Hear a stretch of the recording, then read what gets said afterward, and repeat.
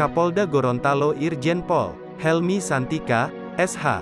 SIKMSI kunjungi Kepala Kantor Wilayah Kementerian Agama Provinsi Gorontalo, Dr. Haji Syafruddin Baderung, MPD sekitar pukul 8 WITA. Jumat, tanggal 29 Juli tahun 2022.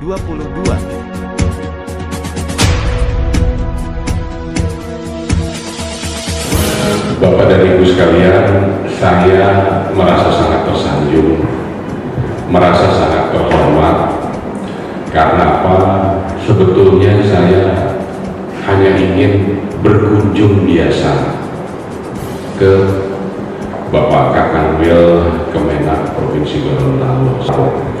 Sebagai orang baru, saya berkewajiban untuk sowan, untuk berkunjung, memperkenalkan diri, tak kenal maka tak sayang ke semua teman-teman atau rekan kerja atau mitra kepolisian di lingkungan Provinsi Gorontalo.